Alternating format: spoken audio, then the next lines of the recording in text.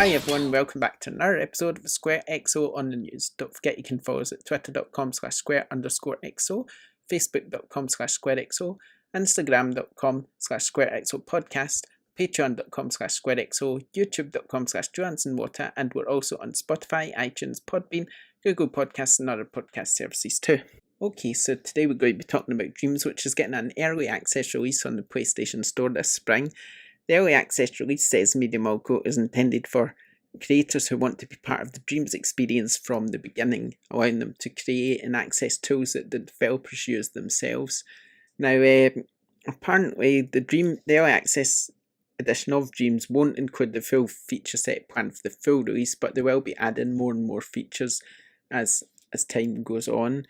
It will cost a lot less. Dreams Early Access, as Media Molecule's calling it, will be available in UK, USA, Australia, Austria, Benelux, New Zealand, France, Switzerland, Italy, Germany and Spain for around £23 to £30. So that's quite interesting. What do you think of that? What do you think of them releasing early access? Extremely limited apparently, so I'm not sure what that means. Maybe that means only a certain amount of people are allowed to buy it, or maybe it means it's only on the store for, say, 2 days or something before it disappears again. I'm not sure what extremely limited means. It's a bit hard to tell, to sort of know what that definition means, but I'm sure we'll find out at some point in the future. But let us know what you think of that, because that's quite an interesting way of doing things. I can maybe see why they're doing it though. Maybe they just want to build up content before the game comes out, then that way they'll have all these levels that people have created and had time to create, so the game will feel a bit fuller when it arrives. So it'll be interesting. Let me know what you think about that. So what else we got here? Oh, there was a new, I don't know if anyone's seen this, but there's this Goose game. It's like a game where Goose has been shown off quite a lot, like E3 and stuff.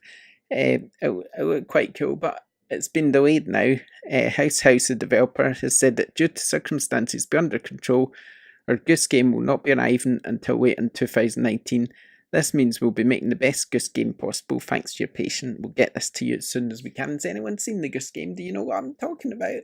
Maybe I'll post a little video over this little chat just so that you can figure out what I'm talking about, because if you don't, then it's confusing, isn't it? Okay, I've only got a couple more bits of news today, I'm afraid, because it's so quiet. I've been scouring the internet looking for news and there's not a lot of it, but this is interesting. THQ Nordic has raised an additional 2.09 billion Swedish krona, which is around £225 million, dollars, that will be put towards further expanding the publisher's portfolio. Now, if you know THQ, you know that they've got a pretty damn big portfolio already. Obviously, they've got Darksiders, they've got, well, Metro's kind of Deep Silver, I guess, but considering THQ owns Deep Silver, then I guess it's all part of the same thing. Saints Row, obviously, they've got absolutely loads of stuff under the umbrella. They've bought more and more recently. They bought Kingdom Come Deliverance, is it, I believe? So they've bought loads of studios, bought loads of IPs. So it's going to be interesting to see what they're doing them all. And now they've got more money, 225 million more, so that they can buy even more studios. So who's next on their list? It's going to be quite interesting.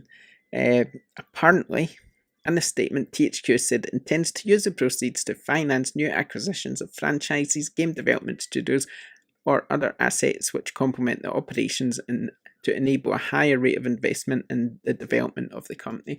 So, I mean, it's quite clear to me that THQ is becoming a bit of a super publisher once again, one of the big boys. So, what will be next? Be interesting to find out. I'm sure we will soon.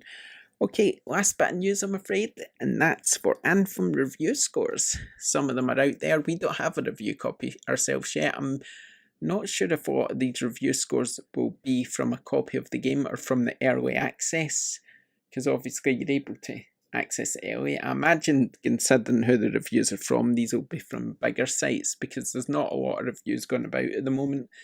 I believe review code, from what I know, will be coming this weekend, so that would mean our review, for instance, would probably be sometime next week, and that would probably fall into line with everybody else's as well.